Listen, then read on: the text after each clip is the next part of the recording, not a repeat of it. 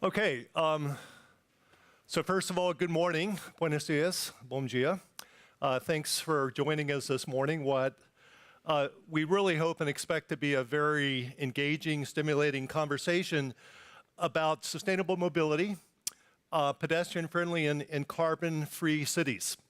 I'm Robert Cervero. I'm a professor from the University of California, Berkeley. I'm delighted to chair this morning's session. I want to thank the sponsors for the kind invitation to be here. Barcelona is a wonderful city to be in and visit. But I particularly want to thank you for coming, particularly to brave the elements outside. It's kind of a nasty morning, and I might have cut a little into our audience, but the people that really are passionate about this subject are here, so thank you for coming. We have a little bit of a change in our schedule. One or two of our speakers are not able to make it. So on the one hand, that kind of throws things off. But on the other hand, it gives us more time. I find these gatherings, a lot is compressed within a very limited time, and we're very much trying to get through our materials quickly. I think this gives us a little more leisurely pace to have a more in-depth conversation and hopefully open things up for your questions and discussions with the broader audience. So the core question that this panel and this session was asked to address was how can we travel more while emitting less? And I think we recognize that's a dilemma we've been wrestling with for the last 15, 20 years. There's an increasing demand for mobility. And when I think of mobility, I think mainly of social economic interaction. Mobility is a positive thing. We want people to interact socially and economically and the progress and productivity gains that come from that. But at the same time, as we're increasingly reliant on motorized forms of transportation, the climate change consequences of those actions become into question. The topic we're addressing here, sustainable mobility, is a vast landscape. And what I'm really hoping we can do is zero in on the subtitle, which is pedestrian-friendly cities and zero-carbon cities. So in terms of pedestrian-friendly cities, I think we all recognize walking is nature's transportation mode. It's the cleanest, greenest form of mobility. And it has the benefit of creating healthier citizens. If we encourage people to take more and more steps or pedal more and more on their bicycles every day, there's a lot of important public health benefits. And some social scientists even argue that cities where people walk more, there's more day-to-day social interaction. You build social capital. People have a little more empathy and understanding for people that are different than them, have different opportunities. So this notion of really creating a great, interactive, socially engaging city, I think, is critically linked to pedestrian-friendly designs. With that said, there's a number of trends, technological trends, disruptive trends, megatrends, that really threaten the walkability and pedestrian friendliness of cities. The autonomous vehicle revolution, connected vehicles. Well, on the one hand, we hope that would reduce accidents with pedestrians. But on the other hand, we saw earlier this year with Uber self-driving cars in Tempe, Arizona, there was a fatality between a pedestrian and a self-driving car.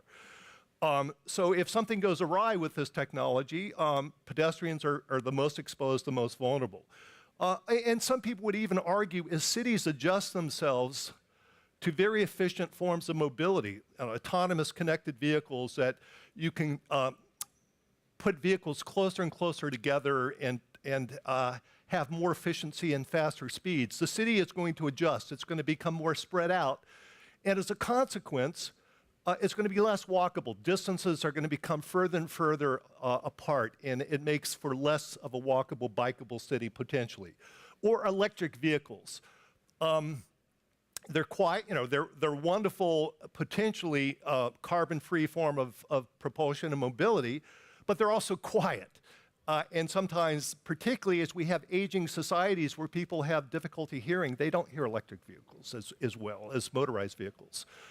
And in just even the aging process where we have an explosion of electric scooters and e-bikes really congregating on the spaces of pedestrians and encroaching on the public realm, that begins to create critical safety concerns for pedestrians. So on the one hand, I think we all recognize the cleanest, greenest, healthiest form of mobility is walking, but in many ways it's a form of mobility which is most subject to disruption and potentially threatened by some of the revolutionary changes we're enduring, particularly again as we have aging societies, which is a worldwide phenomenon. We really have a global pandemic problem in terms of pedestrian fatalities. 1.3 million people every year die on roads, and 28% of those are pedestrians and cyclists. But if you go to the global south, Southeast Asia, South Asia, parts of Africa, you find 80% of fatalities on roads are pedestrians. So, and these are the very places where, according to United Nations, 80 to 90% of our urban population growth will take place in the low-income, lower middle-income cities of the global south. So the very environments where pedestrians are most vulnerable and have the highest fatality rates are the very places where most of our urban population growth is happening. In our quest to create zero-carbon cities and stabilize climates, it's absolutely unavoidable that the transport sector must play a very prominent role. We all know the statistics, 24 to 25% of energy-related greenhouse gas emissions come from the transport sector. In terms of carbon dioxide emissions from fuel consumption, the fastest growing sector is the transport sector. In some parts of the developing world, 40 to 50% of greenhouse gas and carbon dioxide emissions come from the transport sector. With that said, I think it's clear if we're to create truly carbon-free cities, if we're to vastly decarbonize our cities, electrification of our vehicle fleets is critically important. But the question becomes, where does that electricity come from? If much of our plug-in hybrid technology is the electricity is being generated from coal-fired power plants, that's going to do very little to reduce emissions of carbon into the environment. There's a lot we can obviously do beyond the technical supply side as it relates to reducing carbon emissions in our cities. There's a lot through land use management. We can design cities where the distances are shorter through compact mixed-use development, transit-oriented development. Or we could use smart technology to have smarter pricing, to really pass on higher price signals to motorists. So all of them are part of the toolkit, if you will, of strategies we can begin to introduce to truly create carbon, zero carbon cities of the future. So I think nothing short of transformative change is going to be necessary if we are indeed by 2050 to create zero carbon cities. Radical change in our technology, radical changes in the urban milieus and the environments that we create for cyclists and pedestrians, and indeed trying to create places which are much more inviting and welcoming to non-motorized travelers.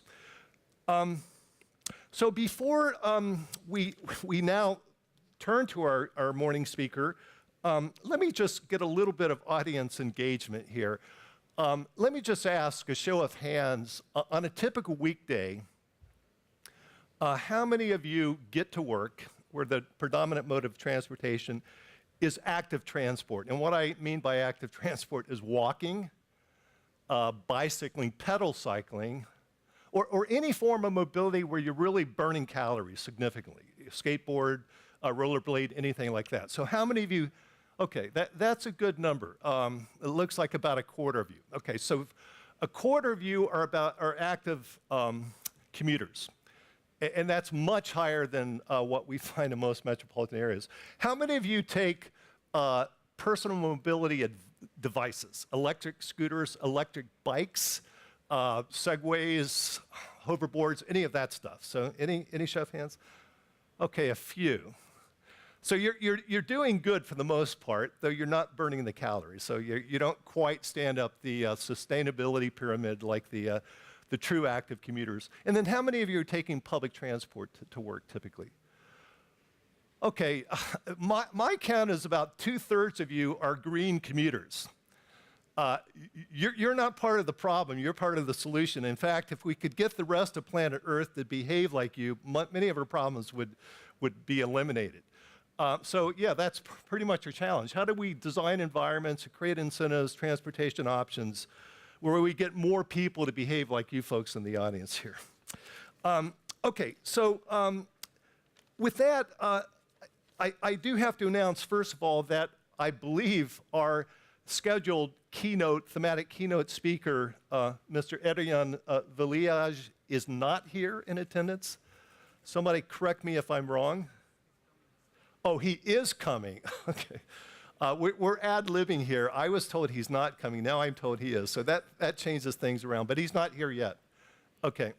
Okay. So we're going to flip the schedule a bit, and we're going to now move to our thematic dialogue session. And we're very pleased here in our thematic dialogue section to have Mr. Alvaro Nicolás, who is an advisor to the Mobility Councilor of the Barcelona City Council, where I think for the last 15 or 20 years, he's actively worked as a consultant and a technical advisor in many aspects of sustainable mobility, principally here in Barcelona, but I believe also in London and other parts of the world.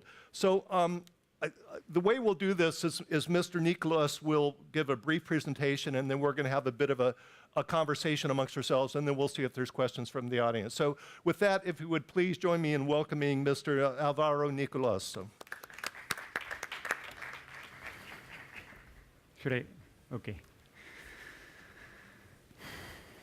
As I was coming for a dialogue session, I didn't have any presentation, so I'm just going to explain a little bit what we have been working in the last during the last year here in Barcelona, but also touching on some of the aspects that here Robert was already highlighting, which I think that are part of a very interesting debate and that have to analyze in the future whether if somehow the public transport solutions, which are the collective solutions for transport, are the ones that are going to be moving our cities in the future, or if it's going to be a scenario in which the individualized modes of transport, like well, maybe not cars, something smaller, that are going to be the ones that are going to be taking around us in cities.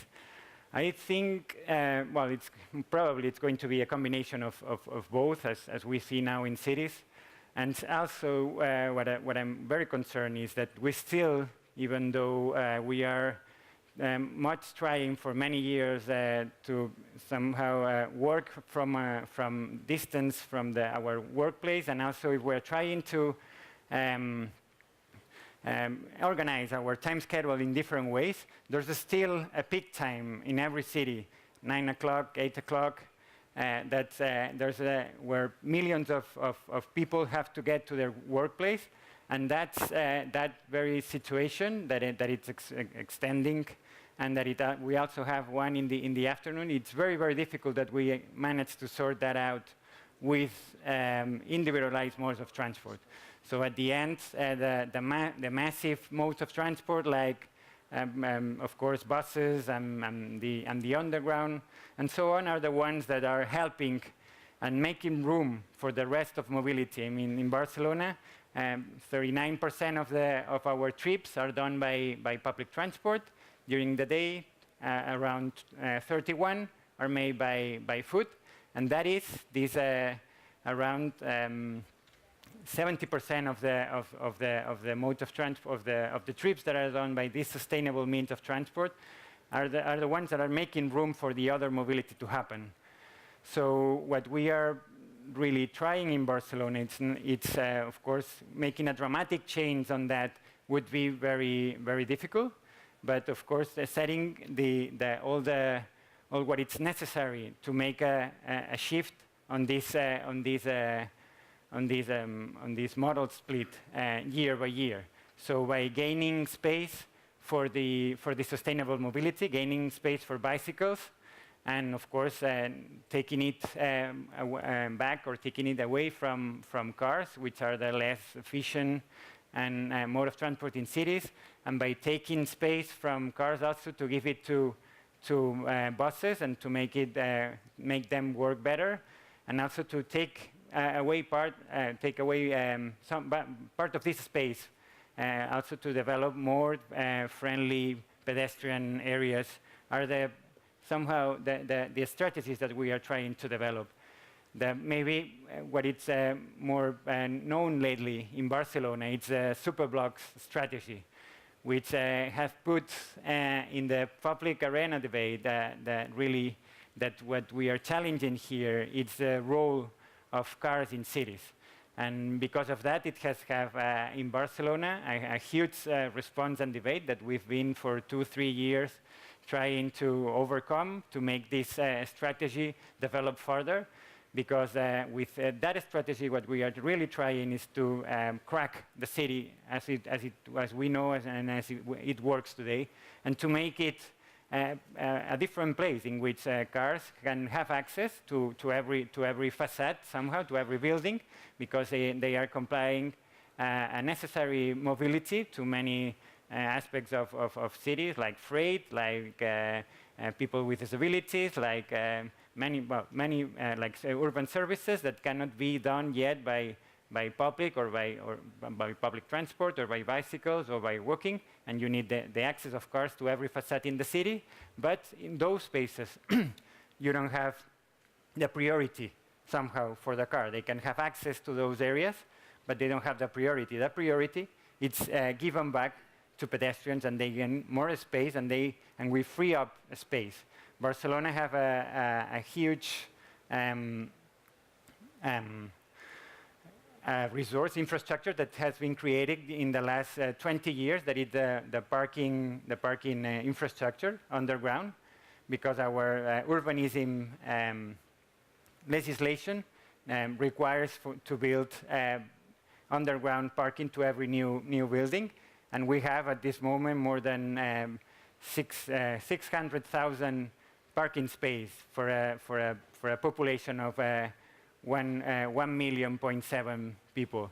So we have already all the space that is needed for the cars outside of the street. So we can now evaluate. Well, we can develop strategies in which we recover that space that is still used by cars, in this case, that are parked there, and to give back to other users like pedestrians and the use of bicycles and all these new vehicles, electric, that are small. Another thing that Barcelona have as a lack of is of green space. We've developed very dense city. It was not like this at the beginning. We have the Eixample neighborhood, in which it was supposed to have double for each of the blocks, half of it was an open green space. Didn't develop like this. At the end, you've seen that every block it's completely surrounded by buildings, and most of the inside of these blocks are inaccessible. So at the end, we need not only to gain this space for pedestrians, but also we need this common space, public space, to make things other than move ourselves around in cities, to just sit, chat, shop, organize, play for the kids. I mean, we've lost the capacity of having kids playing in the streets because of that taken over that the car have made of using all available space in the surface for its own mobility. And in many cases, those cars are not even moving for most of the day. As the statistics says, more or less than 95% of time, those cars are parked and not circulating. So we've detected that approximately half of the streets in Barcelona are already used just as a parking. I mean, they just have traffic when you are looking for a place to park and when you are actually parking your car. And we are trying to change that in that half of the streets of Barcelona, towards other uses, because we have the infrastructure, the ability, because we are putting the public infrastructure of transport with buses, and we have the underground, and because we are also developing a very extent bicycle network that are going to provide the capacity of doing this alternative mobility and do it in a safe way.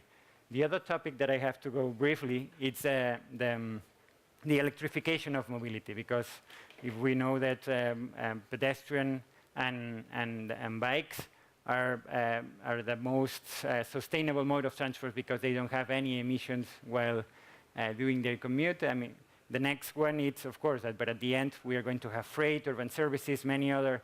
I mean, the public transport itself, it's going to have, it's having nowadays an important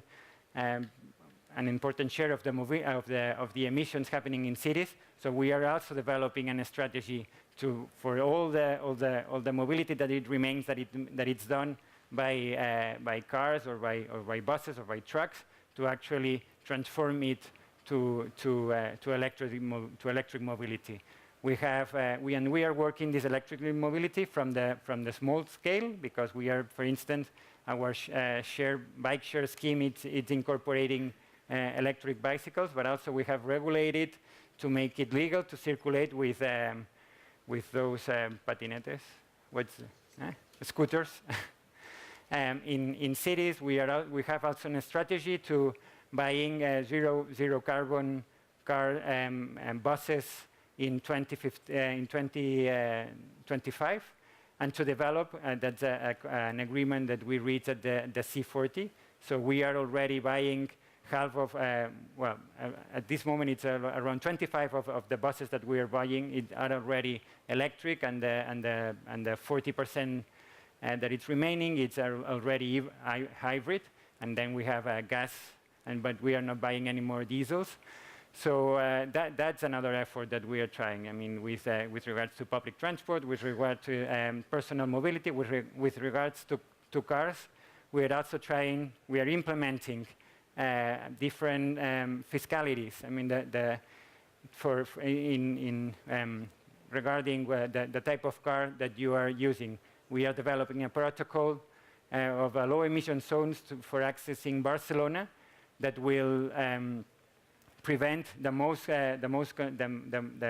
cars that are having more emissions to enter Barcelona, and will make it as broad as it's necessary to actually meet the standards that the European Commission, by the European Union, is setting us as a maximum amount of emissions that we can have in the urban context. So super blocks on the hand of pedestrian-friendly cities, and well, a broader strategy that it's contemplating all mode of transport on the second topic of having and achieving zero carbon cities in a short term. Great. Thank you. Thank you. If you have a seat, we had designed this for a little bit of a conversation. We had changed our schedule, but we've just discovered our first keynote speaker has arrived, so we're making adjustments on the fly here. But I thank you for the very illuminating presentation. I just had a couple of questions myself. We are going to open it up later for the audience Q&A and any questions you might have using Ask and Vote. My own perception about personal mobility in Barcelona is what I've very much witnessed is this explosion of electric scooters, and I understand you also have electric bikes, rental bikes that are coming online in the next year. And the real concern, again, is that we're getting a tremendous plurality in our mobility options. We have everything from big motorized vehicles to pedal bikes and pedestrians, but we're finding increasing variation in speeds of vehicles, power to weight ratios, levels of exposure. All of this, again, creates tremendous concerns about safety for pedestrians. So my understanding is Barcelona has introduced an ordinance, some kind of personal mobility ordinance, which tries to somewhat regulate these modes and reduce some of the safety risk. I'm wondering if you could speak to that? Yeah, that is one of the points I was touching before. We have approved already 1.5 years ago an ordinance that it's regulating the use of electric scooters in the streets of Barcelona, and it basically forbidding them to circulate in the footpath, where pedestrians are supposed to have their own space, and also it's forbidding them to circulate in the most important streets where they have a lot of traffic. But for the rest of the city, which means that it's around 60% of the streets of Barcelona, and also all the bike lane infrastructure that we have developed, they can circulate. So they have already more than 200 kilometers of bike paths that they can use, and they have more than 60% of the streets of Barcelona they can already use in the carriageway as if it was a motorbike. So we are very concerned about what it's happening somehow at this point in the footpath of Barcelona, because the explosion of this kind of transports and also the explosion of the use of bicycles, because we didn't have a safe infrastructure for them to circulate within traffic or in the carriageway. Most of there were many bike users that they were using the space of pedestrians, in which, of course, they felt themselves safer. But that, of course, it's creating a back impact on another collective of people that it's using our streets by walking and mainly, and also with old people, that they feel that are losing their comfortability and a safe place to actually walk. So we couldn't afford that, and we are developing a strong strategy to take out all bicycles from the footpath without trying to do not develop at the same time their use, or discourage their use, and also to regulating all these type of vehicles that already outside of the footpath. Great. One other question, and we'll turn to our morning keynote speaker. Barcelona has also become a global leader in trying to encourage electric vehicles, particularly as it relates to your bus fleet, including articulated buses, but even garbage trucks. I think we've seen out here examples of that, a lot of the municipal fleet of vehicles. One of the inhibitors we often hear about electrifying our vehicle fleets is the lack of electric charging infrastructure. And I'm just wondering, what is Barcelona doing to encourage employers or others to provide any kind of electric charging infrastructure or distribution networks for electricity to plausibly serve a rapidly growing demand for electric mobility? So can you speak to that to any degree? Yes, sure. That is very much a shared competence between the Municipality of Barcelona, the metropolitan area, the regional government, and also the state government. It's very difficult for a city to actually develop or make it more affordable. We have very little instruments that we can apply in the use of cars that are going to develop the use of electric cars. We have the regulations regarding parking spaces. We can make a discrimination on a pricing policy regarding which kind of car you're using. And also, we are developing the low emission zones, which also it's going to have an impact regarding the motorization of vehicles. And on the other aspect, I mean, to facilitate the use, we have developed already a very big infrastructure of charging points for motorbikes, which we have already more than 100 points of charging points for motorbikes, and also we have developed a huge infrastructure of this charging point on underground parkings. But on the surface, we don't think that that's the place to actually stop for charging your car. We think that that should happen in the underground spaces. So on that policy, what we are trying is that this infrastructure is created on the private and on the underground spaces. And on street, what you will find mainly is that the supercharging infrastructure that it's necessary in case of emergency, and which it will recharge your car very fastly. It's just half an hour. It's very expensive, but on an emergency situation is the kind of charging facility that you will need. But cars or motorbikes or scooters have to work, electric ones, I mean, have to work at the end as we use our mobile, our smartphones, that we use them during the day, and when we are sleeping, they are charging. And that's the same aim that we share with both with the metropolitan area and the regional government. And because of that, we are trying to develop this infrastructure in the private and underground spaces instead of creating that infrastructure on the street.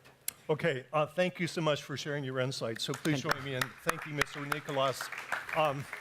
So our keynote speaker for this morning's session is the mayor of Tirana, Albania, Mr. Erion Veliaj. He has really established himself as a visionary and leader as it relates to advancing sustainable cities of the future. Very much his platform is one of trying to give the city back to citizens through active engagement, including in the realm of sustainable mobility. He's also being applauded for his effort to green the city. 2 million tree belt will serve as sort of a green element for addressing a whole host of environmental problems, but also for creating a more pedestrian-friendly environment for the city of Tirana. So with that, please join me in welcoming our morning keynote speaker, Mr. Veliaj. Please, thank you, Robert. Thanks. Thank you very much. This was very kind of you, Alvaro, to be such a good sport, and Robert, to cover me. Even a great city like Barcelona, on a rainy day, you get stuck. Uber doesn't work because it's overcrowded, and so is taxi, and so is the metro, and walking became an option for me this morning. So it was a way for me to experience the city in a rush hour on a rainy day. But it goes to show that distances are important, and the way we design our cities are important. And for a long period, whether it was in the desert or whether it was in the suburbs, it was a status symbol to live away from the noise, to live in suburbia, in Pleasantville, and to sort of keep your distance from the rest of humanity. And I think more and more we are realizing that distances do matter. And I think smart mobility is absolutely connected to smart distances and smart cities and the way we design. I'm going to go through a very, which do I press? Do I press the... Let me try to figure out. I got it. So this is where I work. This is the view from my window. And actually, before it became like that, it was a big roundabout. So I think first we have to answer some questions about values in our mobility. And the question number one is, why do we build cities? Some people plan roads and plan parking and plan roundabouts because some people mistakenly answer the question and they say, we build cities for cars. I think the ultimate answer is we build cities for people. I've seen cities without cars, but I haven't seen cities without people. And I think when we think of city assets, and we try to count the pavement, the asphalt, the roads, the trees, the streetlights, then we forget the number one asset is people. And I think cities around people is probably the first answer we should give. People doesn't mean only taxpayers and voters. It also means children. It means all people of all ages and all abilities. Everywhere in the world. We were in Geneva last week. We were talking to WHO about how pollution is now the number one cause of sickness in any big city. We'd like to think it's cancer. We'd like to think it's dementia. We'd like to think it's Alzheimer's. Many of them actually derive from pollution.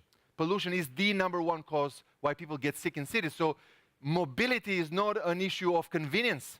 It's also an issue of life and death. And the number of deaths that we get from bad mobility is an issue of concern. So this was my first day in office. So the picture is not the pretty one you saw in the beginning. 3 years ago, this was the picture.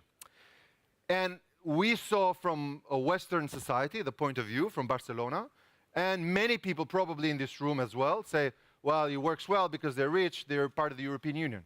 My statement here today is to say, look, smart city doesn't mean expensive and doesn't mean a lot of money. It doesn't mean EU subsidies. Sometimes it really involves some smart thinking that any country can do. And my point today is if Tirana can do it, which was the North Korea of Europe until 1991, That means just about any other town can do it, even with the modest means that we have. And I'm going to go through a few examples that don't cost a lot of money, but are really key to reconceptualizing mobility, even in a developing country settlement. So first is taking stock of what we're doing, where our values are. We asked our people in the very beginning, and we said, look, what is the most important thing in your life that the mayor should know? And they said, of course, it's my family. But what do you mean your family? My children. They are the apple of my eye. They are the most important thing in my life. And we said, well, look, if your family is the most important thing and your children, would you agree that you spend most of your money raising your child? And people say, of course, Mr. Mayor. Why do you offend me? Of course, I spend most of my money raising my child. We said, you like to think that, but is it true? We calculated the average family was spending 30% of the income on the car, and only 20% on raising a child. We calculated the amount of money to buy a car, to park, to pay for the fuel, for the insurance, and for the mechanic was 50% higher than raising a child. And I think people were shocked because until 91, we didn't have any cars because it was a communist country. Then having a car was not a transport means, it was a status symbol. The bigger, the fancier the car, the more you could show off to your neighbor. And you say, look, I'm not a communist anymore, I'm not poor anymore, I'm not striving anymore, now I have a car. And the car is my medallion of glory. So all of a sudden, we replaced communist dictators with another worship symbol, which was the automobile. So once you've answered the questions of value, then you look at a bit the infrastructure. So we were looking at what causes people to travel faraway distances. And we found out that kindergartens that look like prisons, nurseries, schools, really became reasons why people would want to go somewhere else in search for a better infrastructure outside of their neighborhood. So the key is, how can we get top infrastructure within every neighborhood, even in a poor developing country?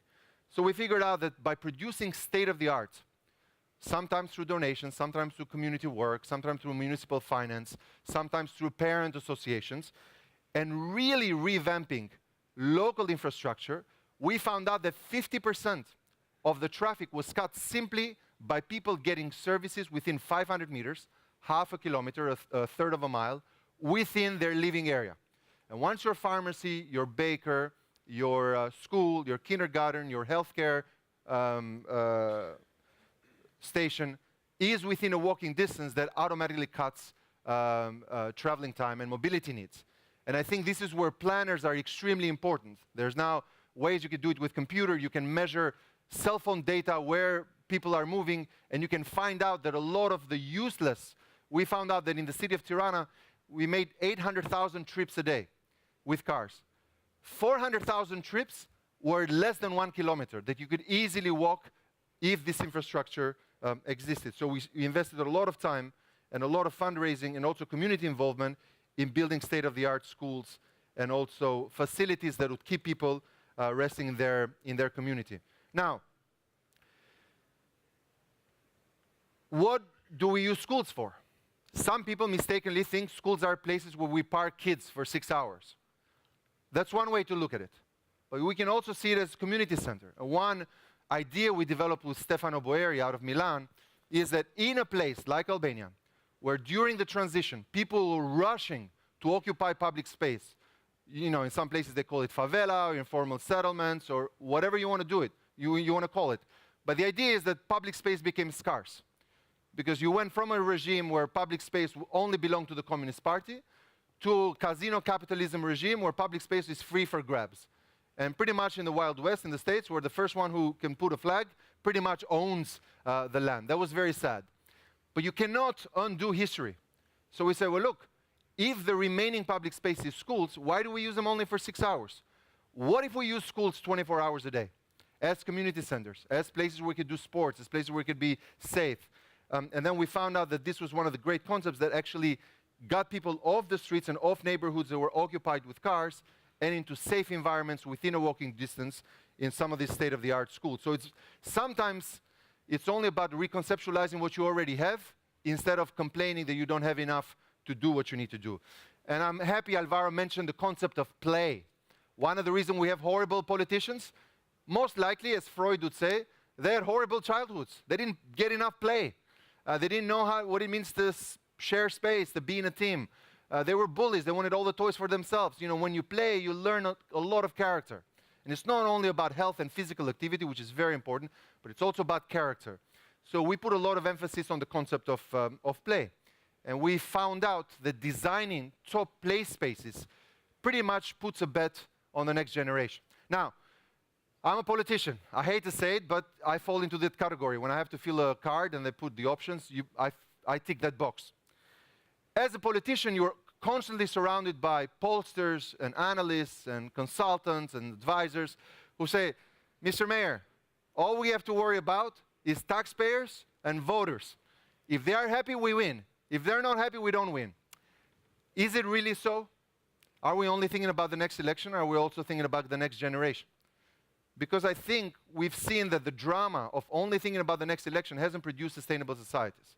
So I think the concept of play and investing in play as a pure, I think, bargain for the next generation is extremely important. So I agree with Alvaro. Whether you're Barcelona or Tirana or Toronto or Tokyo or Kigali, I think the concept of play is universal. And children at play are probably the most common language you see just about anywhere else in the world. I remember when we first started these playgrounds, there was a huge outcry, mostly from opposition groups. And we had huge protests, some of them very violent, because they're saying, I cannot believe, you know, in a city that has so many needs, we are spending so much time about games. Well, it turned out it was one of our best investments, because a child at play also attracts a parent, a grandparent. We can see now grandparents going outdoors and enjoying sports and public life. Now, and you know, high quality spaces which any country can do. You know, it doesn't really take much to put some grass and clean up some of the public spaces. Now, we found out that in the 36 places where we built PlayStations, crime went down. This is the year when we had the lowest crime rate in history. For a city of 1 million people, we've only had 8 murders. 4 of them domestic issues, and 4 of them probably gangsters. But one of the lowest crime rates in Europe, in one actually the poorest aspiring member of the European Union. So sometimes there's an urban myth, and you say poor countries kill each other. Well, you know, London is not poor. They're stabbing each other every day. And Chicago is not poor. It's the richest country in the world. You know, the mayor of Chicago said, I'm not going to run anymore because it's gone out of control. And we found out that in places where we had playstations, so places of play for children, we found out that crime went down. As Jane Jacobs used to say, cities need eyes on the street. The more people there are on the street and the more hours of the day they're out and about, the safer it is. You don't need police station. A granny is sometimes a much more effective police station than anyone else in uniform. So there's this concept of using sports and turning these places 24/7, and the use of squares and public space, which Barcelona is great, so I'm not going to bore you to death. And then in the evenings, you can have big concerts. And then if you're lucky enough, then Rita Ora shows up, and then all that kind of stuff. Now, we were here in Barcelona to receive an award about the best public space in Europe for 2018 at the Center of Contemporary Culture. But we also had to share the story that, you know, as you know, people don't live in the square. I mean, you go to the square for an event, for Christmas, for New Year's, but you know, you live in your neighborhood 90% of the time. So we found out it's actually working with Barcelona. What are other reasons people go out to the house? Mostly to buy food, to make sure you survive the day and you wake up tomorrow and can carry on and get energy for the day. So we found out that food spaces or places where people go and buy food are important. So we took a survey, what distances people are making to go and buy food, and what places have we built where people go and nurture themselves. I'm almost done. So we looked at this place and we said, look, we got to change these community spaces. And showing up for food is something we've done for the last 2 million years. You know, you wake up, whether you're a caveman or a metropolitan inhabitant, you wake up in the morning, you want to eat, and you go to hunt. Now, not with a spear, but you go and buy food. So we found out that transforming places where people go and buy food is extremely important, not as a means of physical nutrition, but also spiritual nutrition. breaking bread is a tradition, whether you're a Christian or a Muslim, the tradition of breaking bread, Breaking Bad is another story, another movie. Please don't do that tradition. But breaking bread is a tradition that is nurtured in all of our societies. So the experience of buying food, we found out, could transform also mobility needs and the desire of people to walk to a pretty place rather than rush to an ugly place where you just get your food and you don't want to associate with that ugliness anymore. Now, the last point I want to make, and still this is how food places can be fun and how sports can get a city, is this issue of electrical transport. Some people think, well, this is only for rich countries, right? Because, you know, who can afford an expensive electric bus? Now, there's certain ways to deal with it, even for a poor country. We just passed some legislation where we reduce to zero tariffs, customs, and taxes for any electrical bus, which all of a sudden makes it more convenient for companies who otherwise could not afford something that is 30% over the market price of a Euro 6 diesel or any other traditional way of transport. And I think sometimes it's not about subsidizing, but finding incentives to make it exciting and to also make it affordable. In the end, as the saying goes, it's all about the money. So unless even poor countries produce incentives, whether it's electric cars or buses, it's not going to work. The fact that it looks fancy and it's offered in the Expo City Fair is just not enough. In the end of the day, the operator has to do the accounting, and doing the right accounting and helping with these incentives absolutely makes a difference. Bike spaces are critical. When we came in office, people said, look, it's never going to happen. We're not Amsterdam. Well, you know, Amsterdam was not Amsterdam in 1970. And Groningen, and Utrecht, and Rotterdam. They were not this place. Mayors were getting death threats from people who were upset that these bike lanes were popping everywhere. But again, for you who are managers, it's an issue of values. The question is, what is more important? A citizen on a 100,000 euro BMW X5 or a citizen on a 100 euro bike? Well, the question is, or I hope the answer is, they are the same. The fact that you are on a more expensive horse doesn't make you more worthier to a society, as a citizen, as a voter, as a taxpayer, as part of our community. So once you've answered this question, then there's no doubt that you should share public space democratically. You know, if the city has 200,000 cars, but it has 1 million people, the 80% of the people who don't own a car are also owners of public space. So I think once you've answered that question, then it's easy to go ahead with pop-up infrastructure that can be very, and then Mobike, and I'm not going to bore you with that. But one last point I want to make is about this concept of trees, the 2 million trees. The issue of parking, we can maybe talk during the conversation. I think parking should be made more expensive in every city. People don't pay enough. Cars move only 5% of their life. 95% of the time, they're occupying real estate that is very expensive. 1 square meter in Barcelona is very expensive. So why should it be rented out for €1 an hour? But that we can talk more about. But this issue of trees, I wanted to spend a bit of time of this orbital forest. It started with planning, but the question is, how can a poor city afford 2 million trees? So then we started this little game, and we asked kids.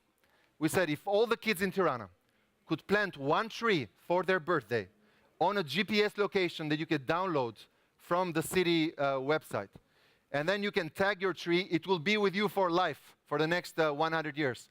What would happen if we could crowdsource the largest tree planting operation in Europe purely by inviting kids to plant a tree for their birthday?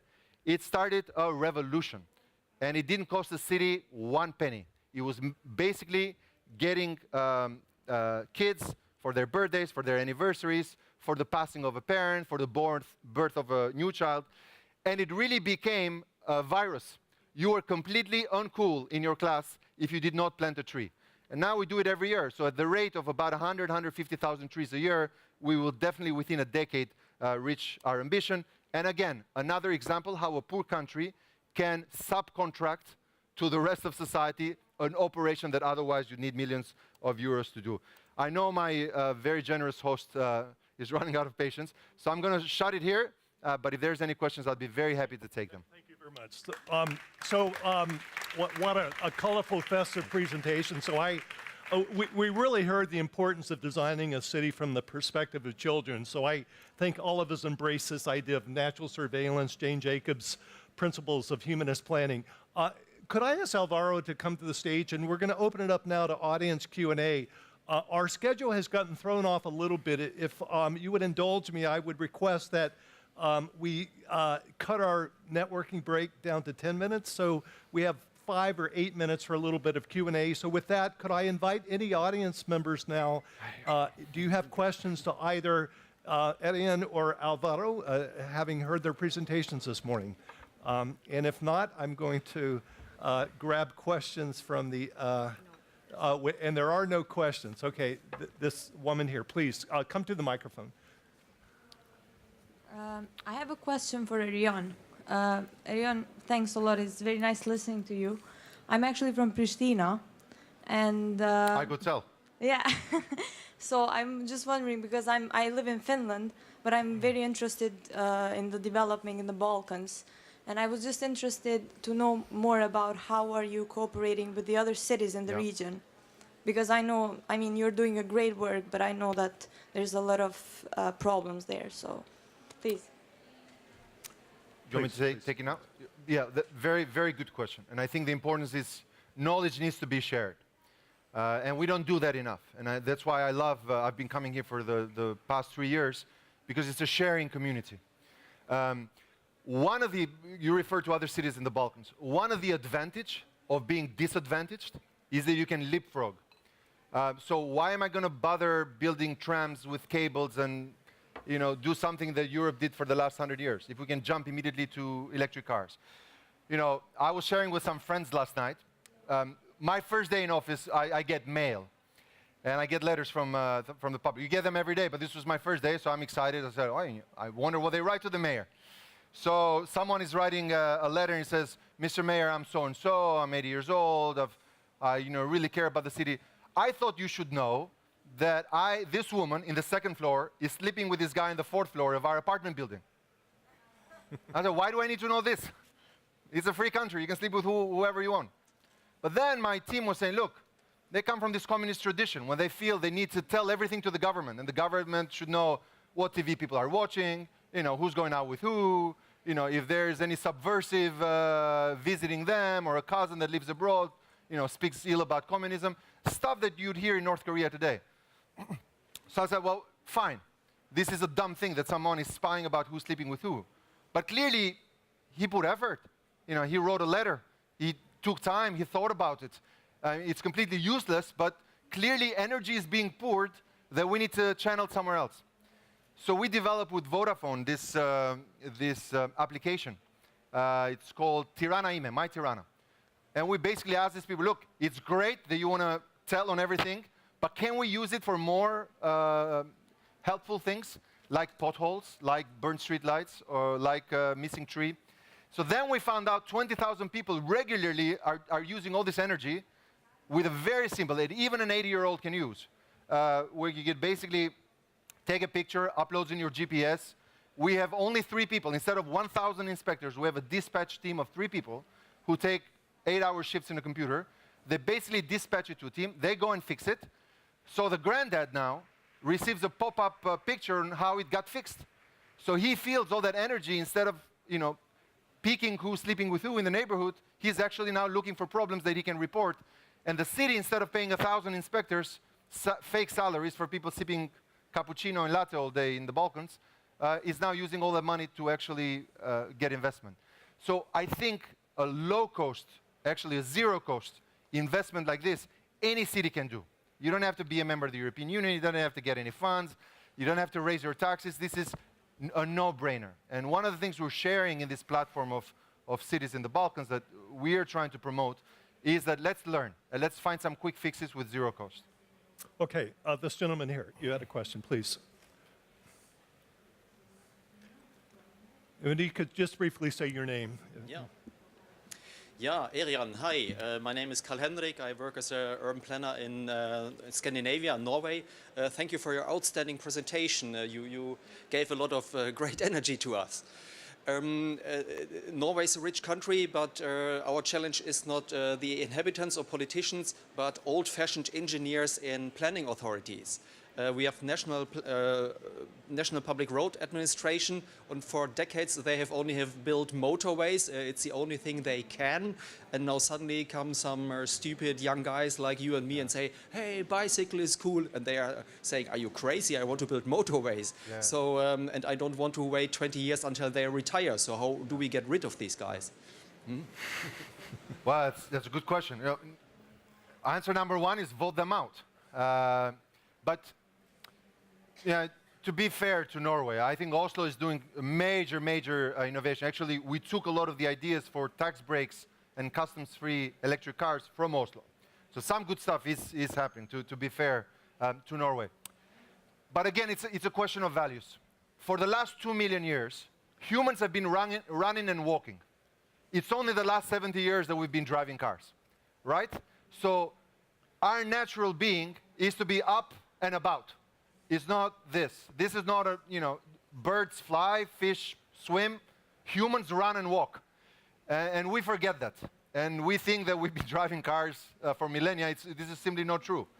Genetically, we're still not deformed yet. Our natural call is to stand up, to run, and to walk. And I think we forget to call on our basic values. The industry pressure is important. Now I speak as a politician. These road builders, they finance campaigns. So, when Donald Trump says, I'm going to put this many trillions on the roads, he's basically saying to his donors, I'll pay you back.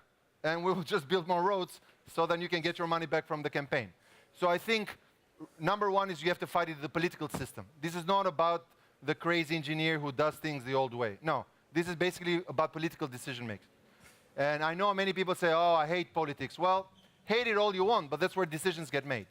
So I think if I were you, I would fight the politicians who make these decisions and not necessarily the engineer who out of inertia may have been building roads, but I've found very old engineers in City Hall right before retirement. But once the mayor says, no, crazy, no, we're not going to do this, those engineers very well can design bike lanes as well. So I don't think it's an issue of trade, the trade of the engineers and urban designers. It's an issue of political will. Okay, we'll let this gentleman, and this will be the final question, and then we'll take our break. I would invite the audience members to come forward and during the break to speak to our speakers here, please. Hi, good morning. Giacomo D'Alisa, University of Coimbra. Thank you very much for the talk. I just want to point your storytelling, let's say. You are telling us a story about your city, and we believe you, of flourishing, okay? And basically what you are saying also is that the commons that you are creating, because you socialize through your civil society and citizen process inside the society, they give well-being without, let's say, targeting the economic growth, let's say. So from an economic perspective, I will say that you are underperforming your city because you don't really are focusing on the main target of all the mayor of all the city in Europe, at least, and in the westernized society. So what you will suggest to the mayor and your colleague that on the other side, they won't just focus on economic growth and don't look at the possibility of increasing well-being and flourishing of the city without commodifying any piece of our life and our city. Thanks. Well, I would be a liar if I said that I don't worry about economic growth, about jobs, because in the end of the day, it's through those taxes that the city runs. So I'm not suggesting that. What I am suggesting is that working on this acupuncture. Are you Italian? Ah, sei napolitano, sì, capisco.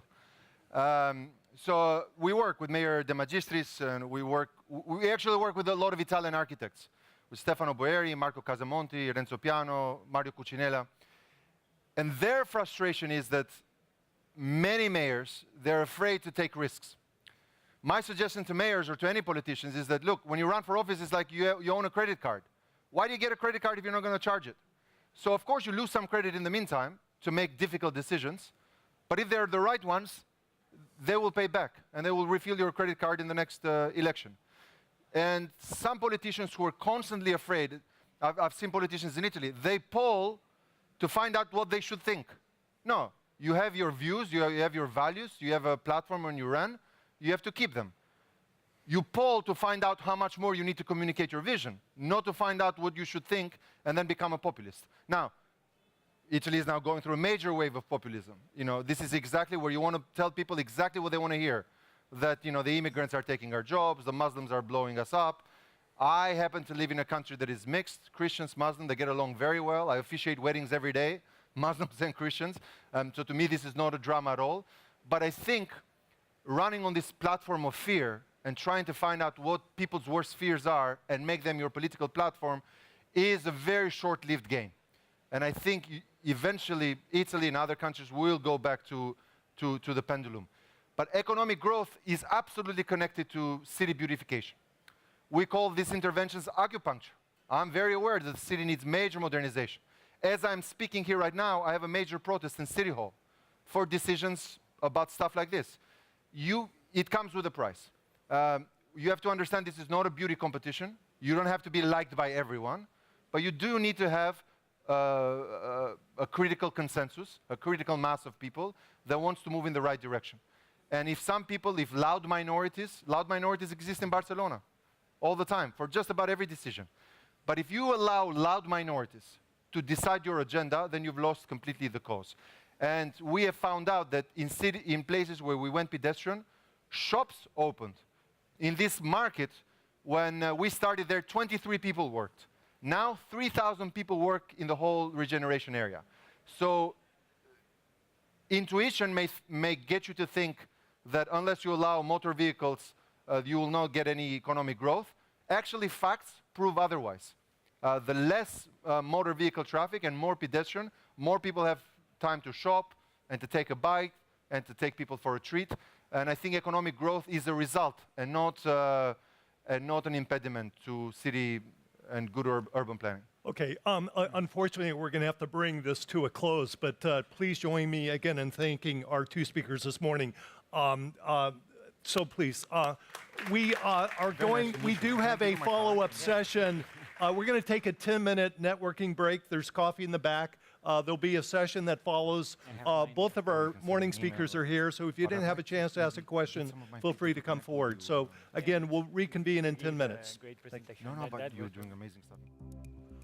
So thank you for returning to our second part of this session. I have the pleasure of introducing the moderator, Mr. Oscar Chamat. Oscar is a senior consultant in urban innovation, currently working with the Barcelona Council on Bikeway Network Expansion. He's also a lecturer in smart cities in Colombia and produces Ciudad-Hub, a podcast about innovation in cities. So, Oscar, the floor is yours, please. Thank you, Robert, for your introduction. Thank you very much for being here with us. Thank you for coming to Barcelona, and thank you for being here the last day of Smart City Expo World Congress. Today, we will have a share about urban innovation, but applied in some topic that in almost every city in the world agree. The importance of mobility in cities. And what is more interesting is that we are going to have three different perspectives, hopefully four, because we are still waiting for one more last-minute speaker. But so far we have three different scales of how cities are dealing with mobility, how cities are dealing with technology, and what are the perspectives of impact in the cities. To have an idea, in general, how important is the cities, is always important as a moderator to give some numbers to set up the discussion. Cities occupy only the 2% of the surface of the earth. However, they produce 70% of the GDP, but also they generate 60% of the greenhouse effect. So we have facing a problem, we are facing an opportunity, and cities has to deal with that. In that order of ideas, we will have three presentations with three different scales of the territory. The first one from Doha, who is going to explain, Mr. Ali, who is going to explain us a very concrete project Then we are going to go up in the scale of the territory. The idea is the scale of the city that we are still waiting. And then we are going to Chile with Nicolás, who is going to explain us what are they doing to promote zero-emission transportation. And then one even bigger scale of the territory with Mariola, who is going to explain us what is happening in C40 regarding the zero-emission cities and pedestrian cities. So what is important here is the presentation of our speakers, but first of all, I would like to remind you to use the Ask and Vote application to get your feedback. At the end, we will have also questions and answers, but please use the Q&A app to also send the questions, okay? Mr. Ali, welcome to Barcelona. Thank you very much. Hi, everyone. I'm here today to share with you, we have a project, Musharraf Downtown Doha, which have started actually in 2009. It's a sustainable project, and we are care about sustainability and the smart city and mobility. So starting is with the location of our project. We are located in Qatar, and the capital of Qatar, Doha. It's actually an old city which we have demolished, and we have started to redevelop a new city. Here just some statistics about our project. It's a comprehensive integrated city, consists of 100 buildings and 3 to 6 basements under the ground. Mixed-use development. We have 4 different hotels, residential buildings, commercial buildings, 4 museums. We have even a school which has been under operation for the last 3 years. And we are expecting, as you can see here, by 2,100 as a population and 20,000 jobs and 50,000 as a daily visitor to our project. So mobility is really key things that we have to think about how those 50,000 is going to be moving in the city. So moving on, just to give you the superstructure of and the super block of our organization or our project. This is the basement, 3 to 6 basement under the ground. The first thing here, as you can see, the red lines here.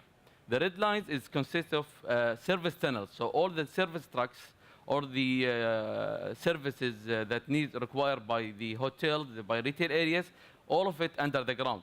So you will be walking in the ground floor without even seeing any trucks that moving in the on the ground. Everything is under the ground, and nobody is allowed to see that.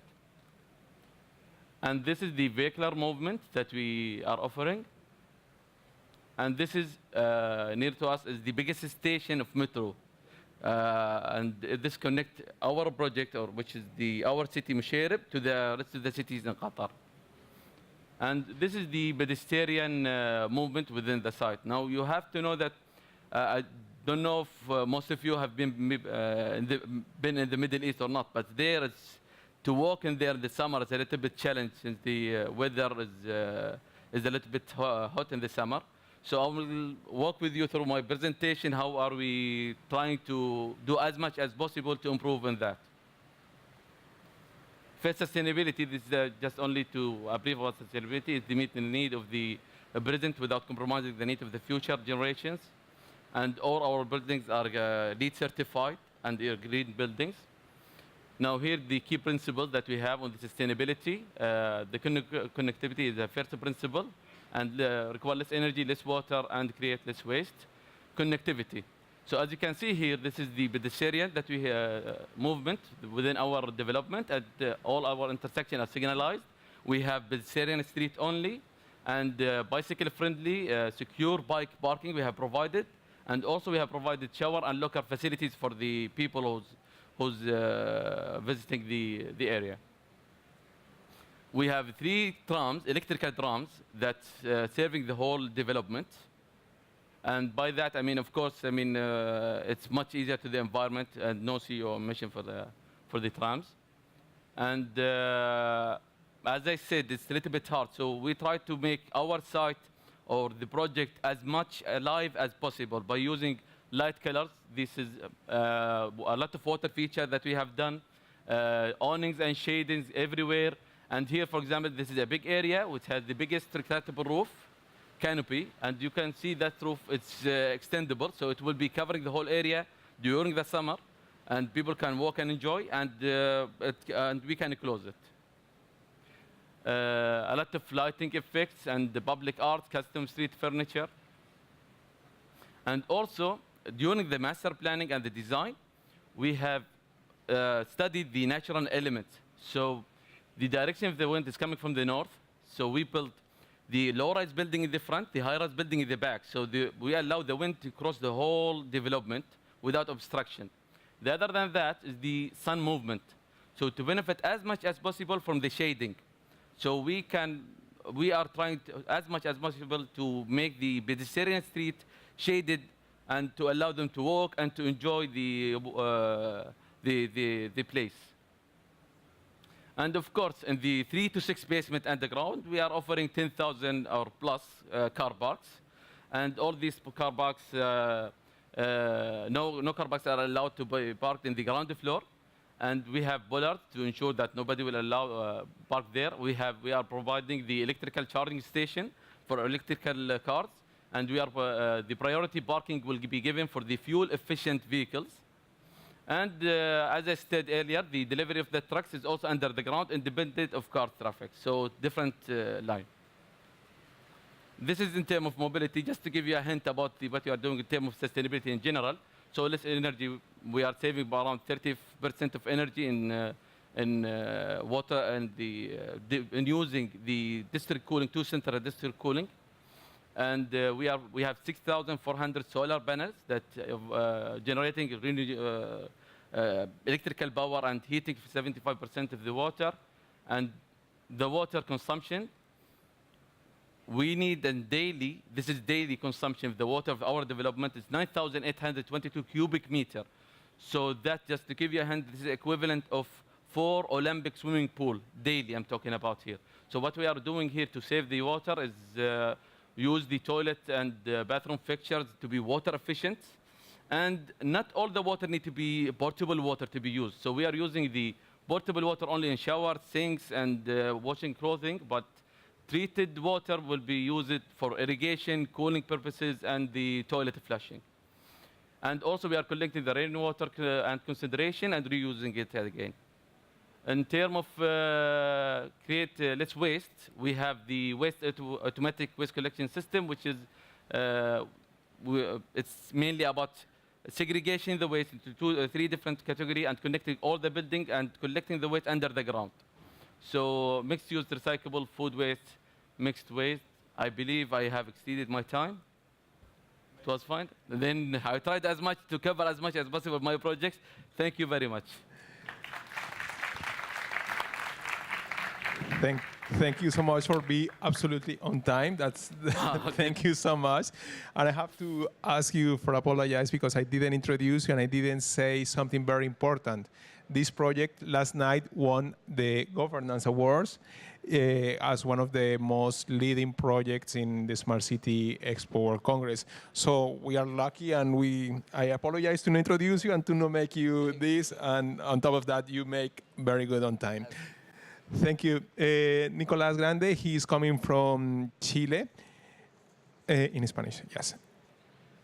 He is the head of a Smart City unit at the Ministry of Transport and Telecommunication of Chile, where he serves as a national coordinator for Chilean smart cities. Nicolás has promoted, led, and implemented the Smart City social and technological innovation initiatives aimed at improving mobility. Nicolás, welcome to Barcelona. Gracias. He's going to speak in Spanish, so please, if you need translator. Bueno, muchas gracias. Agradecer la oportunidad nuevamente a la organización del Congreso Smart City de Barcelona por tener la oportunidad de compartirles el trabajo que estamos realizando en Chile, sobre todo a propósito del camino de Chile hacia un transporte público de baja emisión y eléctrico. Quisiera partir contándoles que estamos viviendo uno de los mayores cambios y estamos siendo protagonistas de uno de los mayores cambios culturales y transformaciones tecnológicas en el contexto del transporte público a nivel mundial. Hoy día nos hemos puesto los guantes y hemos iniciado un proceso de transformación del transporte público donde ya tenemos en las próximas semanas vamos a ver circular por las calles de la ciudad de Santiago 200 buses eléctricos y al mismo tiempo 490 buses con estándar Euro 6. Eso significa que el nuevo piso, el nuevo estándar de transporte público para Chile, lo está instalando la ciudad de Santiago, la ciudad donde vive el 40% de la población a nivel nacional. Y eso significa una serie de desafíos, no solo en el momento de la implementación, sino que también de la explotación y a futuro nuevos desafíos. Este nuevo estándar fue pensado centrado en las personas. Lo que buscamos principalmente es elevar el nivel de servicio, el estándar de servicio que le estamos entregando a los ciudadanos, incorporando buses que vienen con conexiones USB, que incorporan tecnología Wi-Fi para que los ciudadanos puedan conectarse y trabajar eventualmente en este espacio público que es en movimiento, que es el transporte público, y de esta manera poder ir generando una mejora a los usuarios, pero al mismo tiempo una mejora en el sistema, porque la electromovilidad, de cierta manera, tiene beneficios asociados a los costos operacionales que significa el sistema. Pero esta transformación que estamos hoy día viviendo está en un marco. Hoy el presidente de la República ha anunciado, bueno, hace meses atrás anunció el plan de transporte del tercer milenio, que busca transformar el transporte público en Chile, no solo en Santiago, sino que a nivel nacional. Y partimos ya el año pasado con la inauguración del primer metro autónomo, que es la línea 6, y que tiene hoy día 15 kilómetros de longitud, 10 estaciones de metro. Y próximamente, durante los próximos meses, vamos a ver la inauguración de la línea 3, que tiene 22 kilómetros con 20 estaciones. El objetivo de este plan es que al 2026 pasemos de 6 líneas de metro a 10 líneas de metro, de tal manera que la red de metro se transforme en la vía estructurante del sistema de transporte público de la ciudad de Santiago y desde ahí empezar a construir todo el complemento a través del transporte público de buses y también, ¿por qué no?, el transporte de taxis colectivos, que hoy día ya contamos con 60 vehículos de taxis colectivos que son eléctricos. Esto partió este año. Estamos también desde la mirada de la infraestructura, creando infraestructura exclusiva para el transporte público eléctrico de buses. Este año también estamos implementando el corredor de electromovilidad, el primer electrocorredor, donde la idea es que circulen buses principalmente eléctricos, con un nuevo estándar también de zonas de paga extravehicular, para poder generar las eficiencias también al momento de subirse a los buses. Pero todo esto que les he contado no hubiese sido posible si no hubiésemos estado orquestando este ambicioso plan desde antes. Lo que fue pasando hace 2 años atrás fue que operadores de servicios de transporte público, junto con las empresas de energía y algunos asociados, pudieron implementar pilotos con 3 buses eléctricos que nos permitieron tener una primera aproximación respecto a qué significa esta tecnología y los desafíos que esto impone. De esta manera, con estos pilotos pudimos también tener una especie de sensor respecto de qué es lo que la ciudadanía pensaba de este tipo de tecnología y si la ciudadanía también quería avanzar hacia este nuevo estándar. Ahí tenemos algunos datos. Las personas evaluaron de una escala de 0 a 7 en 6.3 el sistema de transporte de bus eléctrico.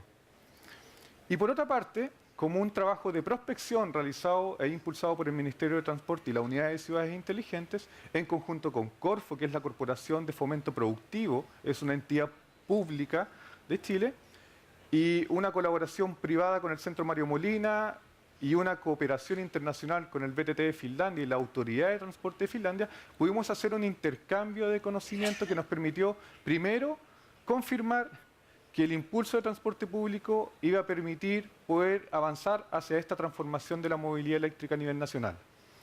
El foco está puesto en el transporte público, entendiendo que la infraestructura que va a generar este sistema va a permitir generar la movilización para que los vehículos privados empiecen a generar esta transformación. Pero también esta coordinación, este consorcio público-privado, queríamos que fuese orientado a la implementación. Estábamos viendo muchas acciones de exploración, de promoción de la electromovilidad, pero nada orientado a la implementación, y este consorcio nos permitió establecer la primera base de conocimiento desde qué significaba esta tecnología y cuáles eran los riesgos o los beneficios asociados a los temas operacionales de transporte público, qué infraestructura se requería, qué tipos de tecnología existían y cómo eso podía ser implementado en un contexto de Santiago, un sistema de transporte público estresado, que tiene mucha exigencia, y lo que no queríamos era que este salto tecnológico significara que se deteriorara la calidad de servicio en el sistema de transporte público. Entonces queríamos que esta transición fuese, ojalá, lo mejor posible. Se establecieron objetivos. La idea es que de aquí al 2025, en el sistema de transporte público de Santiago tengamos entre 1.500 y 2.000 buses eléctricos, un tercio de la flota de transporte público en la ciudad. Y con un objetivo de largo plazo, que al 2050 tengamos en Chile un transporte público 100% eléctrico. Tenemos algunos aprendizajes ya. Lo primero es que esto fue un cambio de paradigma. Si antes nos teníamos que ocupar solo del bus y la eficiencia del bus, hoy día tenemos que pensar en el bus y toda la infraestructura de acompañamiento que tiene que tener este bus para que pueda funcionar de manera adecuada. Eso significa la red de carga, eso significa conductores que sepan conducir de manera eficiente, porque el sistema eléctrico tiene una conexión también con la batería y las cargas, tanto en el frenado como en el acelerado, por lo tanto se requiere una conducción eficiente y todo ese conocimiento lo fuimos adquiriendo a propósito de todos estos trabajos. Se requiere un trabajo colaborativo, no basta con un Ministerio de Transporte que esté impulsando esta agenda, se requiere trabajar en conjunto con el Ministerio de Energía, con el Ministerio de Medio Ambiente y con el ámbito privado. Necesitamos establecer conversaciones y espacios de conversación para poder hacer las coordinaciones, porque este trabajo convoca a muchos actores y requiere tener un ecosistema muy fuerte que te ayude a impulsar esta agenda. Y definitivamente los líderes son claves. Pero estas condiciones y estos aprendizajes se fueron porque también existen condiciones que habilitaron todo este trabajo. Primero, hay una agenda clara, una visión de transporte público impulsado por la autoridad. Tenemos autoridades, hay un proceso también de renovación de contratos en el sistema de transporte público de Santiago, lo que nos permite también pensar en hacer una transición hacia un transporte público eléctrico. Tenemos liderazgos. Los liderazgos son clave, pero no solamente el liderazgo político que hoy día lo tenemos en la autoridad, en la ministra y en el subsecretario, sino que también el liderazgo asociado a lo técnico. Emergen liderazgos desde distintas miradas, desde la academia, desde el sector público, desde el mismo ámbito privado, que nos va ayudando en este camino. Una actitud activa del ámbito energético y también desde el punto de vista de los operadores de transporte público también hay un compromiso por querer mejorar y llevar la calidad de servicio en el ámbito de superficie. Tenemos desafíos, los buses hoy día tenemos 3, mañana tendremos 100. Y por lo tanto, tenemos desafíos desde el ámbito operacional, tenemos que construir capital humano que permita soportar toda esta transformación, generar conocimiento. Vamos a tener buses que nos van a empezar a reportar datos. Chile se puede transformar en una plataforma donde vamos a conocer finalmente cómo estos sistemas se pueden introducir en ciudades complejas como Santiago.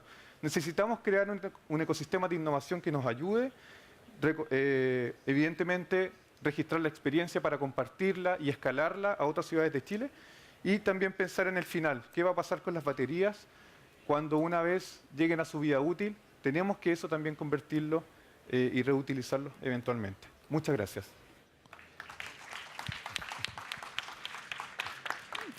Thank you, Nicolás, for your presentation. I would like to highlight some very common aspects of the first two presentations, how technology are creating new environments to make the city nicer to the people. In Doha, you create technology to cover the streets in order that the people can walk into the streets. In Chile, you are promoting cars, buses, but not only electrical, but they have USB. That is very important for us in our technology. So let's change how the small little things like the USB or huge interventions like covering the walking streets is very interesting. Now we are going one step forward. We are going to jump to another scale where collaboration is the most important thing. For that, we have Mariola and company. Mariola, she's from C4is. the C40 cities. She managed the C40 walking and cycling network, which supports cities to identify, improve, replicate, and accelerate policies and innovations to promote the active mobility. Mariola holds a master in public administration by the Columbia University and a master business administration by ESADE. Mariola, welcome to Barcelona, to your house. Thank you so much. Hello, everyone. Thank you, Oscar, for inviting me to participate in this panel, and thank you all for assisting to this session. As Oscar mentioned, my name is Mariola Panzuela. I'm part of the Transportation and Urban Planning team at C40 Cities. And today I wanted to share with you C40's efforts to promote cities with more zero-emission areas and pedestrian-friendly spaces, linking it back also a little bit to the topics that we discussed this morning with Alvaro, with Erion, and with Robert.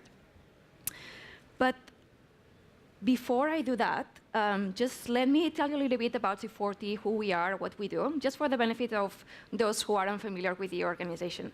C40 is a network of 96 megacities, which together represent 700 million people and about 25% of the world's GDP.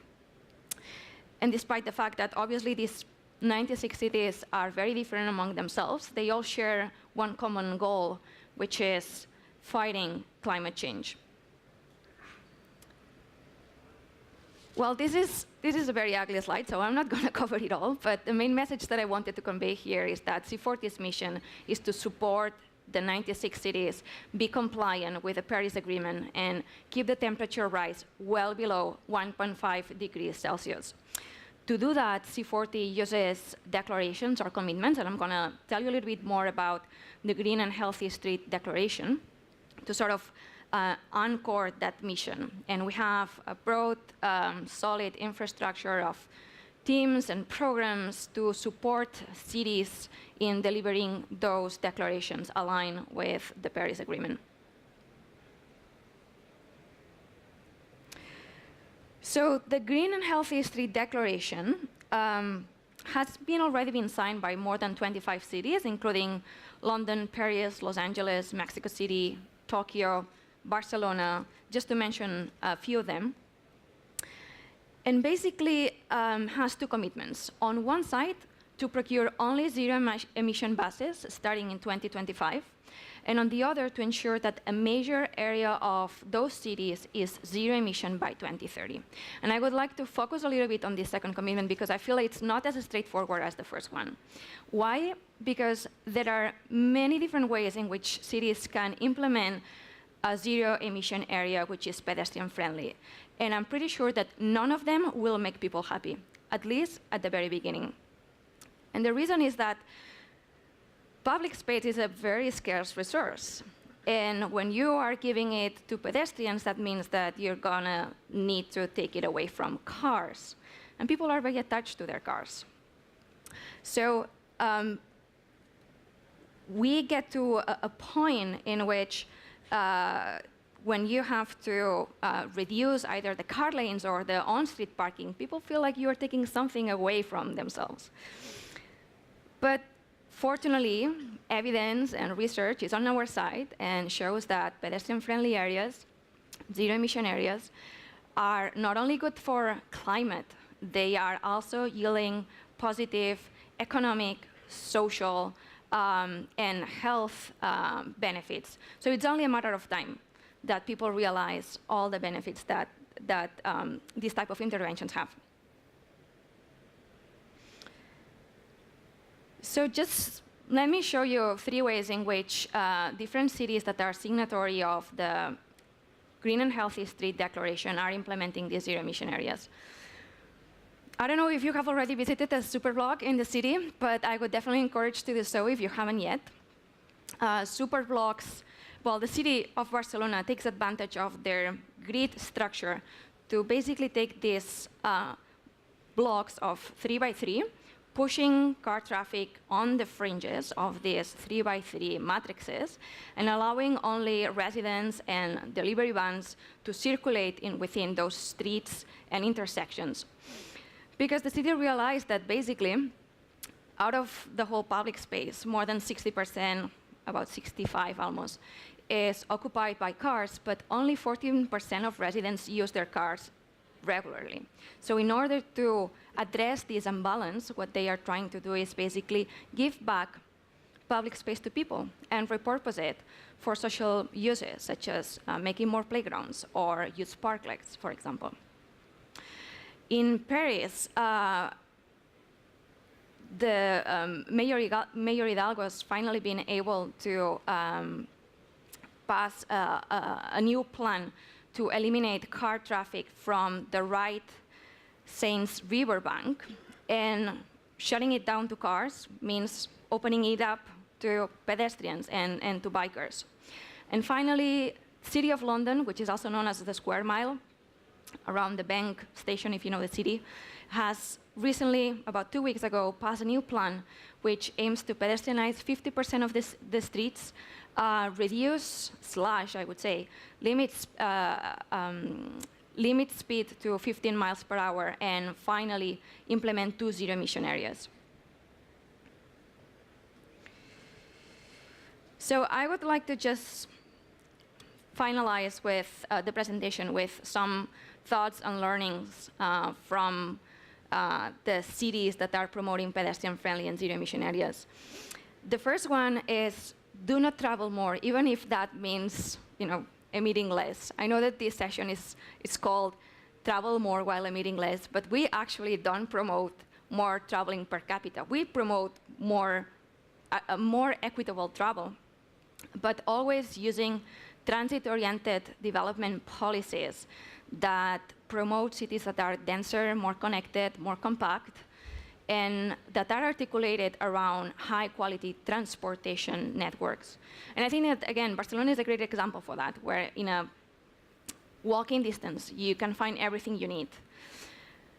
If we go to another extreme, maybe we could think about Atlanta, Georgia, in the US, where you have a very differentiated residential area that is miles away from the business area, where people have to commute every day, Monday to Friday, which is miles away from the commercial area and malls where people spend the weekends. And that creates a lot of underutilized infrastructure.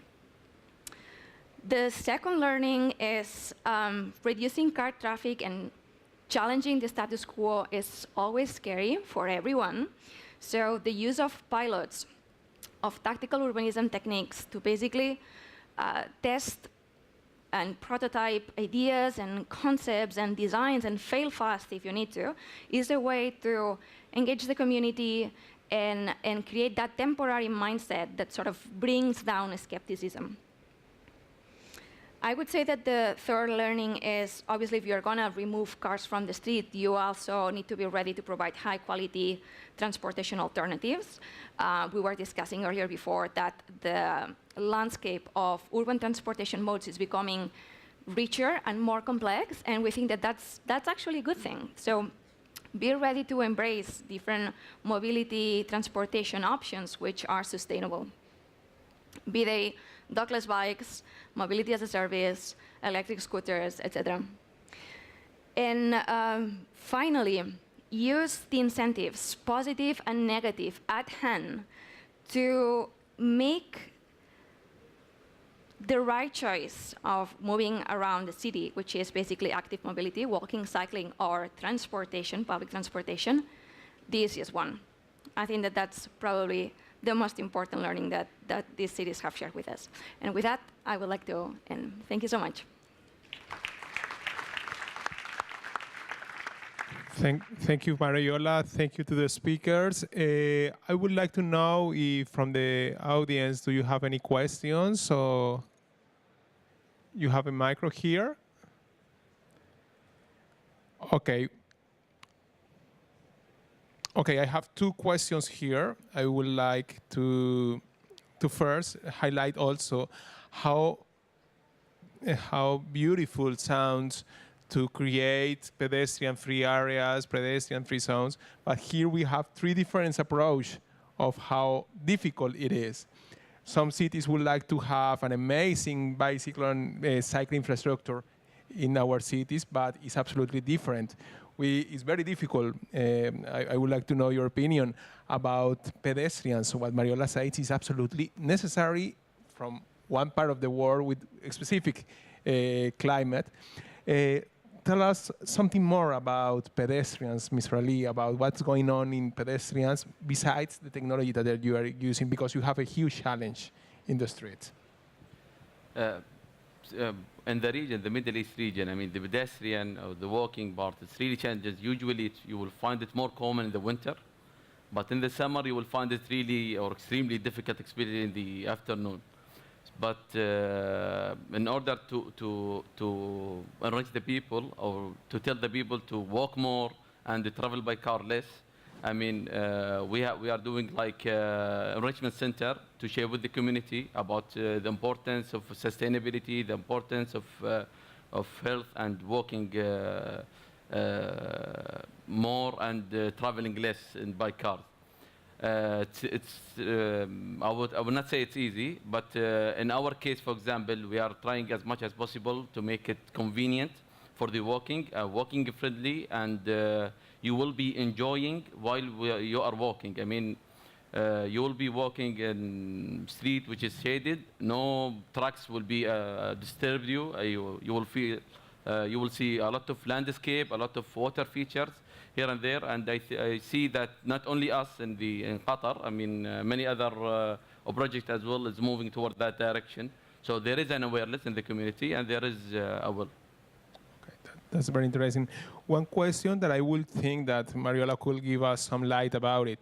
How do you ensure that citizens are well informed about this development and therefore able to use the facilities to take their full potential?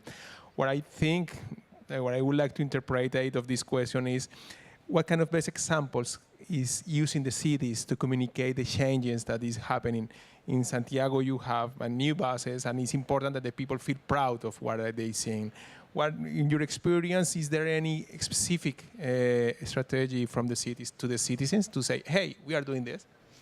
Well, definitely community engagement is a key success factor of many pedestrian-friendly areas. As I was mentioning before, there's always that skepticism that sometimes kills even great projects because people feel afraid of change. So I think that engaging community from the get-go, from the prototyping of these ideas, is absolutely necessary. I think that also, thanks to tactical urbanism techniques, and we are seeing a lot of them in Latin America all over, especially in cities like Santiago, is also a way to test these different concepts and on the go make adjustments so residents feel more comfortable. And I think that it's throughout this community engagement that also people start feeling ownership of these spaces, and that's when you really get that mindset shift that you need for a project to be really successful. It's very interesting how from mobility we move to participation, and I will go to one step back. At the beginning, we saw an energy presentation from Tirana, and I would like to know from Santiago, what are the relationships you have with the companies, owners of the buses? Do you have a special agreement with them? Or do you are the owners, or do you promote to buy the bus by the companies? Bueno, el sistema de transporte público de Santiago en su primera versión partió en el año 2007. Nombro un poco la historia porque es relevante en la reflexión que se está tomando hoy día respecto a cómo queremos avanzar en materia de la relación con los operadores y en el fondo la propiedad de los buses. Esa experiencia nos reportó mucho aprendizaje, fue muy traumática de cierta manera para la ciudadanía, pero también para los operadores y el Estado, porque fue una implementación de Big Bang, o sea, de un día para otro, y eso evidentemente generó un cambio de un sistema a otro en horas.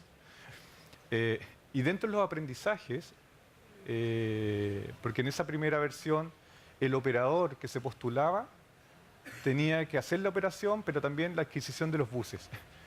hoy lo que se está planteando, y es un poco la línea que se está siguiendo para esta renovación de contratos, es separar la operación de la provisión de los buses. Entra un actor más dentro de la ecuación del sistema de transporte público, buscando justamente que en caso, porque lo que nos dice la experiencia es que hubo operadores que no tuvieron un buen desempeño.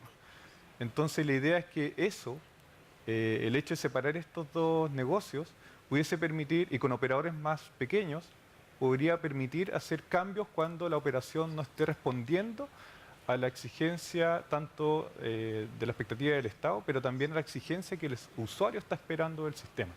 Entonces, ese dinamismo un poco es distinto. Entonces, la relación finalmente es un Estado que establece las condiciones y las reglas del juego y se presentan estas empresas tanto como una empresa que provee la flota de buses como la operación de la operación. Probably one of the reflections from here is that systems should be adaptive. I mean, you are creating adaptive process or contract process. You are adapting the needs and you are adapting technology to your needs. I would like to insist anyone in. Oh, please. Yes. Thank you.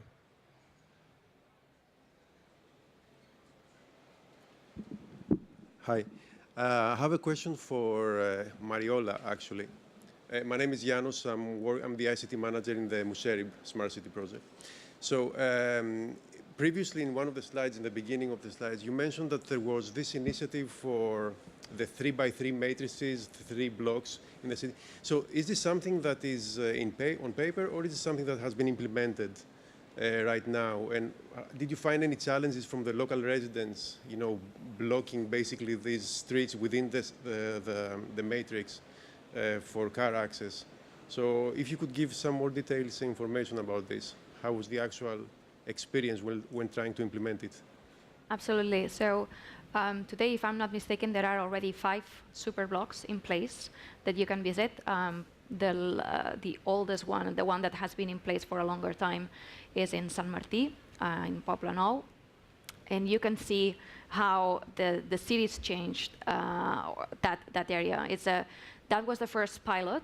It started a few years ago, and it's going through a process of basically, I guess, maturing and making it a permanent infrastructure. Because at the beginning, following tactical urbanism also principles, what was put in place was a little bit of, I would say, almost cheap urban infrastructure, right? Like planters, tables and chairs, just to see how people were reacted, similar to what New York did in Times Square, right, in 2009. The idea is that in the next few years, obviously all these pilots are being evaluated now. I think that there's a report coming out with the results of that evaluation, is that almost the city could be, could have almost about 40 of those super blocks, which would be totally transformational. And that's a little bit the vision of the city. Obviously, as I said, any type of change creates resistance, and especially when you are taking away space for cars.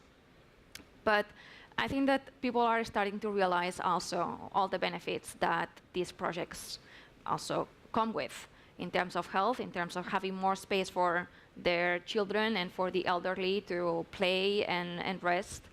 And I think that we are seeing more and more neighborhoods interested in having one of those super blocks in their surroundings. So I think all in all, there's obviously many learnings that can be extracted from these pilots, but I think that it's probably an initiative that it's going to continue and hopefully create many more of those super blocks in other parts of the city. And I would just end up by saying that this is actually an initiative that, as I said, as part of C40, we are always working in network, and we are replicating in other cities. So you have London, Rotterdam, and Athens, sort of also considering their own version of super blocks, which I think it's really interesting, and it's a proof that this could work. Thank you, Mariona. We are already on time. I just want to give like a general reflection about it is that change generate tension in the people. And probably the most challenging thing that we are facing is mobility. And we have here 3 different examples of how cities are facing those changes and those tensions. Thank you very much for being here in Barcelona, for being here on the stage. And Robert, thank you very much. Thank you. So I want to thank Oscar for moderating the session and thank the panel. So please, thanks. I'm just going to close off this session with just a few comments to try to connect the dots and see if there's some underlying themes. We had a really rich set of discussions, really providing a global tour of different pathways that are being pursued to advance sustainable mobility, but more specifically, to try to create, it's hard to say zero carbon, but certainly less carbon intensive cities through electrification of vehicle fleets, a whole set of urban planning schemes, as well as very proactive measures to encourage more pedestrian-friendly urban milieus. My takeaway is I heard a lot of common terms that were used throughout the morning. There was a really strong emphasis, we heard it certainly in the case of the mayor, about the importance of leadership and vision. I think this is a field where it's critically important we bring a certain amount of passion, a certain amount of inspirational thinking about what's possible. We all recognize there's so many barriers and constraints to doing everything we talk about, trying to limit the dependence on the private car and advancing alternative modes. And we only begin to really break people out of this sort of this cynical perspective if we do give a sense what's possible, what's plausible. So a very strong importance attached to proactivism, leadership, and vision. Many of us who work in this field of sustainable mobility, we hear often this principle of the 5 S's we need to be advancing, and we heard all 5 of these S's in terms of the presentations this morning. One of the S is to create cities of short distance travel. That is, cities where through compact mixed-use transit-oriented development, as we heard Mariela speak to through this C40s initiative, where trip distances are shorter and much more inviting of walking, cycling, and alternative modes. We need to design more of our transportation networks and invest more of our scarce resources in slower modes, which are enabled by short distance travel. And there we speak to, obviously, what again are the healthiest, greenest, cleanest modes, walking and cycling. We get the added benefits of public transport. So slow modes over short distance, I think we recognize is critically important. That said, we have to create cities where mobility, most trips are going to be required some kind of mechanized or motorized form of transport, and in so doing, we want this to the degree possible to be low carbon forms of mobility. Obviously cycling, but even plug-in hybrids or electric buses or anything which has a very small environmental footprint as a mode of propulsion. So clearly smart, sustainable green forms of mobility is key. We also heard, though, the importance of smart technology, intelligent parking, smart pricing, even things like we heard in Santiago, the smart tariff system over at the corridor level. Many of the in the case of Doha, the use of white buildings and shading as sort of a smart design. So smart pricing, smart technologies, I think, plays an important role. And then I think, as we often ignore, but critically important, we need socially inclusive forms of smart mobility. And we heard from the example in Albania, the importance of designing the city for children, the children's perspective, as well as senior citizens, people who are much more ambulatory, restricted, and have mobility challenges, but they're part of the game. And clearly, we need to be designing cities where those who are less fortunate than many of us in the room, who have less incomes or disabled or are physically challenged in terms of the ability to move about the city, that we have alternatives. And that's everything from ensuring we have good green pedestrian infrastructure in those neighborhoods, or we have inclusive access to e-bikes and other forms of green mobility. So, so this idea of cities of short distance using slower modes and sustainable green propulsion, smart technology, and socially inclusive, I think all of the presentations, we've heard different elements of that. And to many of us, we believe that's very firmly, it's a pathway to begin to nudge us towards this future of low carbon, sustainable cities. So with that, again, I want to thank the panel and Oscar and all the speakers, as well as our speakers this morning, Avio and Erion, for their delightful presentations. Thank you so much for coming. We're all here to discuss any things that you might want to talk about in a little more detail. So again, thank you, and with that, I'll bring this session to a close. Thanks. Thank you.